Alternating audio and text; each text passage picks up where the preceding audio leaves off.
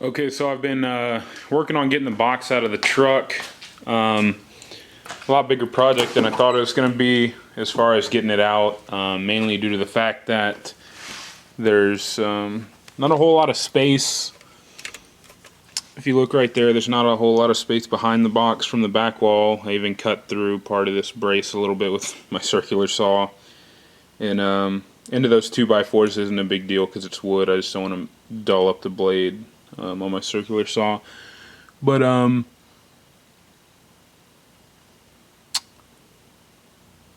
yeah, I mean it's coming out. It's just it's not the getting the top out, cutting the top out that's going to be the issue. It's going to be getting the floor out. But I think I have a plan. All these circles are where resin got on top of the screws, and basically I can't take them out and take the floor out, because in reality if I could just unscrew those and slide the box around just in this little cubby in the back, since this side's off it can actually slide around a bit, it'd be 1,000 times easier to cut the rest out, because I wouldn't have to worry about hitting the back wall or clearance issues, breaking the back window or hitting the back window, anything like that. You know, it'd be a piece of cake. I could do it in an hour.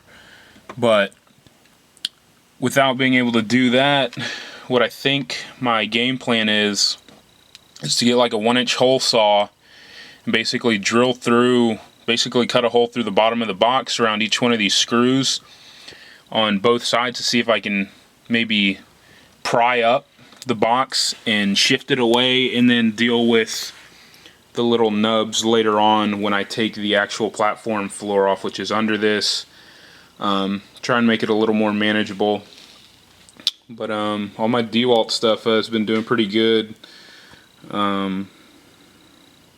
Helps having 3 batteries and one's basically always on the charger. Yeah, essentially about 40% of the box is out.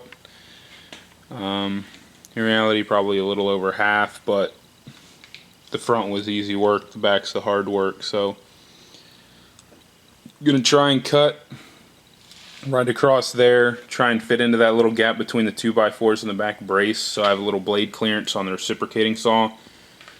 Hopefully cut across there, take that angle iron off, and then cut across to the front, and then try and take that whole corner out at once, and then deal with the bottom issue.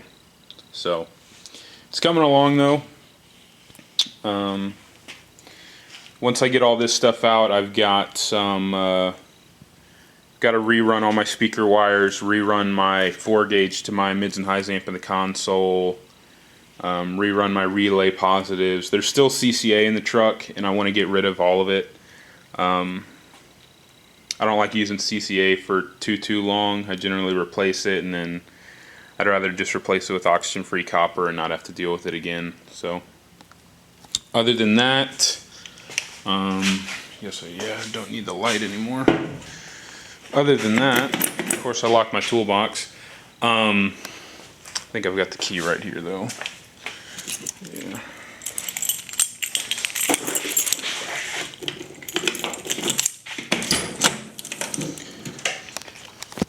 The other thing, I need to pull this top amp, which for any of those who were at the last 2 shows, I've had master and slave issues with it. Something with the switch, I think, because once I flip it back and forth and, you know, finesse it a little bit, it works fine. Doesn't always do it, but when it does it, you know, it's kind of a pain. And of course it did it when I was doing my run at Heatwave. So you know, could have gotten, I think, 2nd place. If I did the same score I did at Kill Switch, I would have gotten like 2nd or 3rd at Heatwave, because it did a 57.7 at Kill Switch, and now it's just roll up, burp 1 frequency, and then get out. And I'm not even sure. I think I burped at 48 or 49, and my peak has been fluctuating a bit. But got to take that amp out. Probably going to send it in to Amp Medics or something, just for the sake of have them look at it, diagnose it, fix it, so I don't have to worry about strapping issues. Also going to get a radiant barrier or something for the top of my toolbox, because I realized with it being like 100 plus, the amps do get quite hot even when they're not on, just trucks sitting out in the driveway. So I want to get some sort of radiant barrier to put on the lid, and maybe that'll help. And then also do some, instead of these cheapy BS PC fans, do some actual like cross flow fans that actually generate some air movement. So that's all that's going on now with the truck, though. I feel like the before I drop my keys, I feel like the teardown is going to be the hard part, and the build up is just going to be the slower, easier part. I've got to trim out some of the panels in the rear. So I don't know if you see that corner right there where you can sort of see the white caulk line. Basically, it's to where I don't have to do that. I can just make it a pure box, just like normal, and should turn out pretty good. Don't know if I don't think I said it in another video. It's going to be basically same port size, just tuned about 6 hertz lower.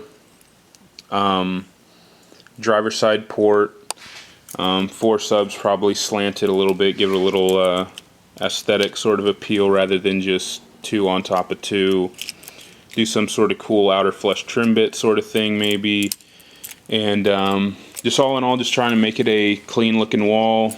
Thought this one looked pretty good. Trim panels were a little iffy with all the brown felt, but I think I can turn it into something pretty nice looking. And then I've got some tweeters off of a teammate, so I'm gonna do, some A-pillars, hopefully with 4 tweeters in each one. Probably gonna have them turned down, but just to bring the sound to bring it up higher, rather than basically all my mids and stuff being ankle to calf level. So that's about it. Make more videos when I get more work done, and I guess stay tuned, because this was my first wall build ever. Now I'm going on to my second one. Hopefully it turns out better than the first. So